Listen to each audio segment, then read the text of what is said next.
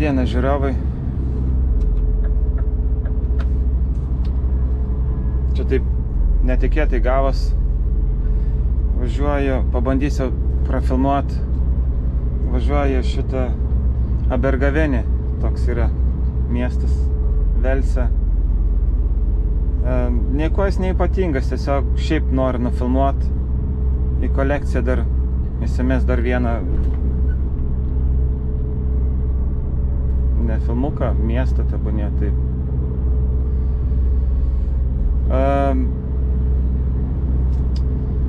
Nežinau net ką papasakoti iš tikrųjų, ar čia yra kažko gero, ar kažko įdomaus. Yra savotiškų porą pastatėlė, gal tokių įdomių šiaip.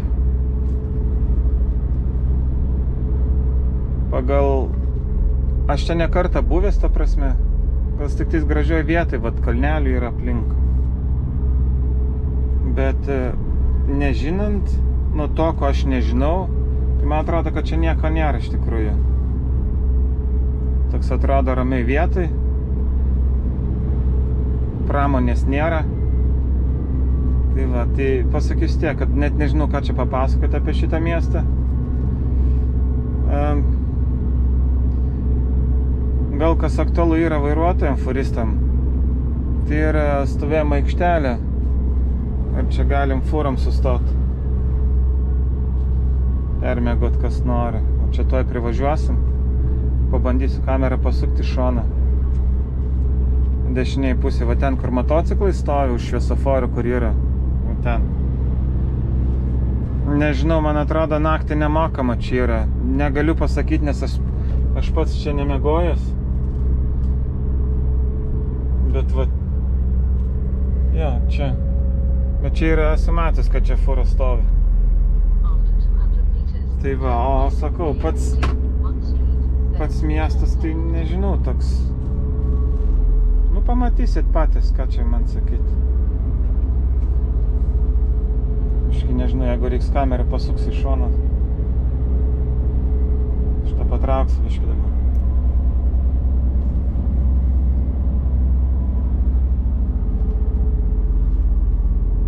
Bokštas gal įdomus kažkoks laikrodinis.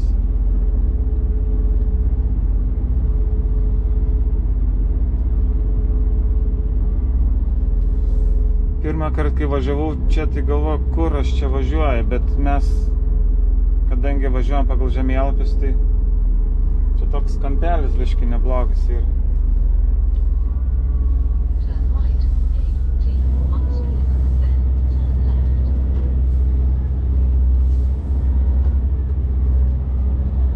Biškį lėtai iš tikrųjų, nes jeigu mašinų pilna aplink, tai nu, čia siaura biškį. Ne taip, kad jau visai siaura, bet nu, jeigu fūra iš priekio atvažiuotų, o, triratis važiuoja priekio.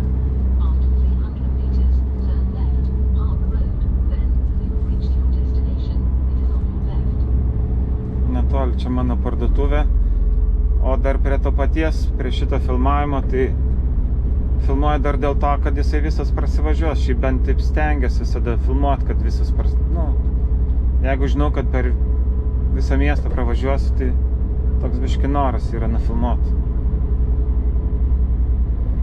Tai va, apie tą parkingą sakau, tiksliai nežinau, ten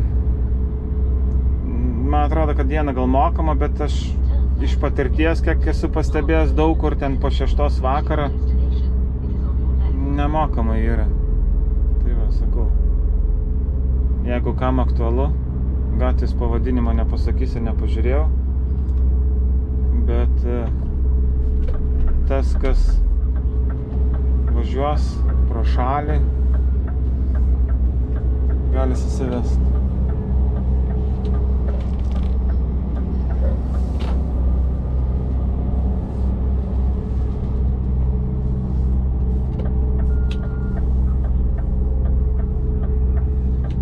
Aš atvažiuoju į parduotuvę kol kas, paskui pafilmuosiu dar, kai išsikrausiu. Čia man reiks atbalą įsistumti.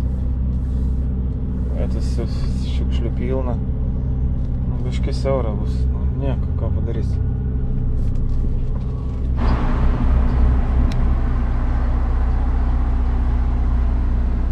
Nu ką, važiuojam tolyn. Nekreipkit labai dėmesį užėsi. Šaldytuvas dirba pilnai, nes ilgai krovė ir durys buvo atidarytos. Kai nori temperatūrą numušt vėl, ten nežinau. Šaldytuvo nustatyta 2 laipsniai, o buvo 10 turbūt jau. Čia greit kokios 3-4 minutės ir važiuoju aš dabar į kitą parduotuvę. Bet ten, kur aš važiuoju, tai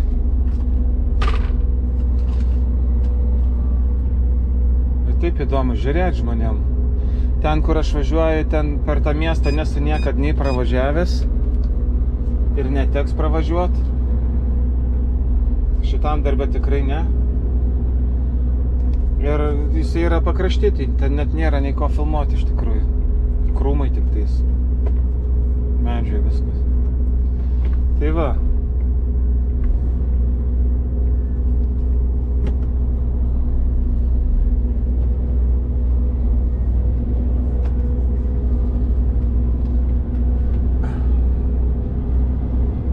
Ką darim čia papasakoti?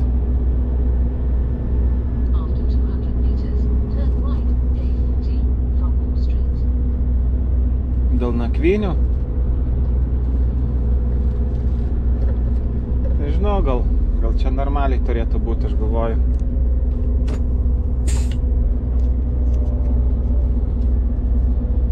Labai visi nori žiūrėti, kas čia už vairo. Jau taip visi žiūri, kad vajetus.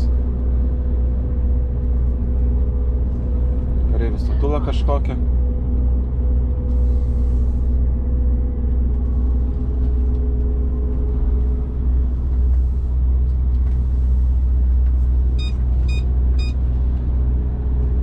Kamera pypsi, nekreipkit dėmesio.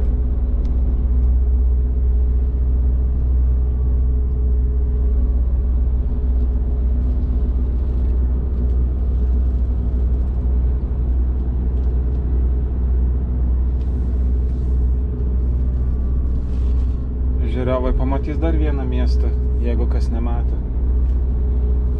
Ai, beje dar kompanija padarė apmokymus, kaip anglas sakytų, trainingą. Nu, lietuviai taip sako, gyvens Anglijai. Dabar galiu didelę priekabą tampyt. Angliškai vadinas double decker, kas nežino. Nu, tipo kaip 2 aukštų, nežinau, lietuviškai. Esant galimybei galėčiau pabandyti, kada nufilmuot biškį, bet, nu, kai krauta, tai ten nėra ką parodyti, nežinau. Tos priekabos eina 4,70 m turbūt aukštis. Šiaip užknisas jam dėl to, kad jos yra 3 dydžių pas mus. 4,70, 4,80 ir 4,90, man atrodo. Mes turim to žemėlapius. Ta prasme, ir mes turim kaip ir įvažiuoti pagal jas, bet ne visą tai būna iš tikrųjų. O problema kokia yra? Problema yra didžiausia, tai geležinkelių tiltai, kiek man pasakoja vairuotojai, kurie čia dirba daug seniau. Atseit Anglijai tiltai nebežymimi, jeigu jie yra 4,80, man atrodo. 15,8 pėdas. Man atrodo, jeigu taip aš...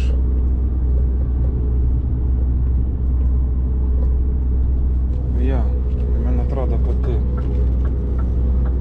Tai va, ir atrodo, jeigu žmogus susiplanuoja maršrutą,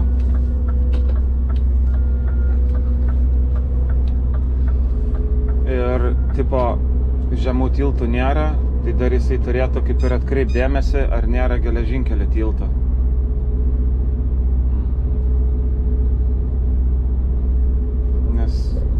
gali ant to tilto užsirauti iš tikrųjų. Užsirauti labai lengva, nes kiek aš girdėjau,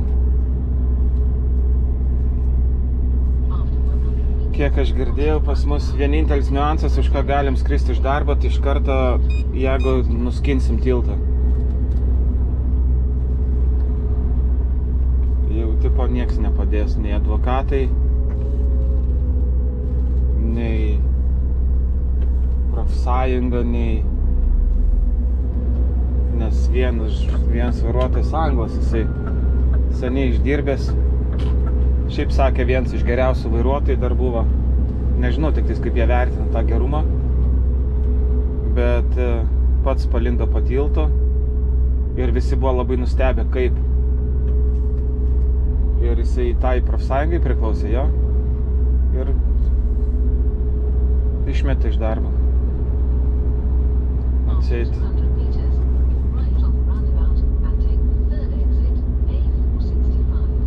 Atseit turi žiūrėti, nes va čia šone, europinėse variantuose, man atrodo, nėra.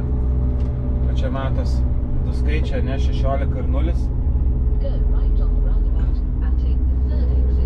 Tai čia mes privalom pagal visas anglų taisyklės nustatyti aukštį, kokia aukštė yra priekaba, jeigu jinai aukštesnė už kabiną. Aišku, jeigu jinai ten tas platforma, ne, flatbedas angliškai, tai tada kabina jau bus aukštesnė, nes ta platforminė priekaba, tai ką jinai lygi realiai. Nebent šone laikikliai būtų sukišti ir tie ten metrą aukščio, gal 1,5 metrą. Tai va, atsargiai biškį reikia, iš tikrųjų, nėra noro čia važinėti su tom dideliam priekabom, bet nėra kažkokio streso per daug didelio. Kartais būna lengviau, nuvažiuoja vieną parduotuvę, būna 3 valandas chebra sėdi. Nesėdė, miega, dauguma vairuotojai eina pasnausti, kol iškrauna, nes minėjau gal kažkada, vairuotojam negalima eit padėti, gali tik tai eit padėti iškrauti, jeigu skuba, pavyzdžiui, dar kažkas, bet šiaip vairuotojam nepriklauso eit iškrauti. Čia bent aš kur dirbu, mes kur dirbam. Tai va, tiek, man atrodo, apie Bergavenį. Nesirkit. Susitiksim kitam filmuke. Čiau, čiau.